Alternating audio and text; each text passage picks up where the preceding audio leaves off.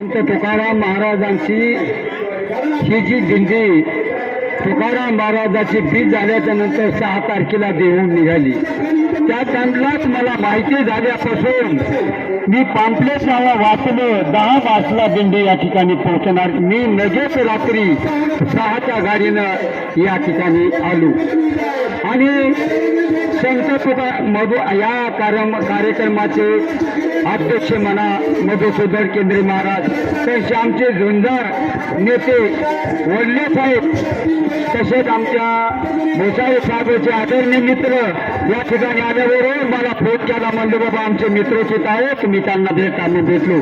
तर मला जेव्हा तुकाराम महाराजाच्या डोंगराविषयी माहिती मिळाली त्यावेळेला मला फार दुःख झालं. तुकाराम महाराजांना आपलं आयुष्य त्या डोंगरावरती कीर्तन भजनाच्या माध्यमातून पवित्र भूमीमध्ये त्यांनी त्या ठिकाणी घातलं. जेव्हा हे डोंगर त्या ठिकाणी नष्ट करायचा अशी बातमी मिळाल्याबरोबर मला फार वाईट माहीत नाही.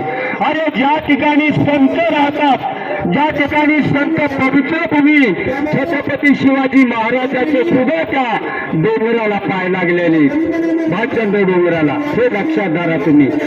आणि तुकाराम महाराजाची पत्नी जेव्हा त्यांची जेवण घेऊन जात असताना माझे मालक कोण्या रस्त्याने गेले असते असे माहीत नसल्यामुळे ती त्या भूमीला त्या रस्त्याला कान लायचं विठ्ठल विठ्ठल नावाचा शब्द त्या भूमीमधून निघत होता आणि ती माळ तुकाराम महाराजाची भाकर घेऊन ते त्या ठिकाणी जातात. माझ्या मालकाला कसं उभं राहते आणि ते डोंगर भूमी ते जरी डोंगर नष्ट होत असेल तर आम्हाला काय उपयोग आहे? आम्ही सतत लढू.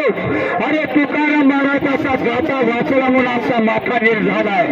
आज तुकाराम महाराजाचा डोंगर सपोटात आणायचा असेल तर आमचा माथा का बिघडणार नाही हे लक्षात ठेवलं पाहिजे. खरी पवित्र भूमी.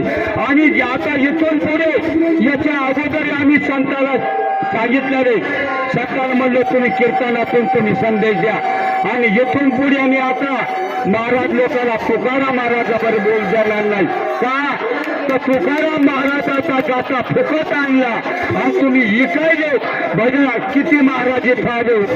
महाराजाचं सगळ्यात असं आमच्या वडले साहेब आणि मधुसूदन महाराजाने शे पावले उचलले म्हणून आज या ठिकाणी आपला मोर्चा आलेला हे लक्षात घ्या. म्हणून मला विनंती करायची, शे लढा डोंगर पाडू द्यायचा नाही, कवर बी चलू द्या. का तर शेतकरी संघटनेचे कार्तिके जीवलग आहे हे कधीच मागं हटत नाही. लक्षात ठेवा.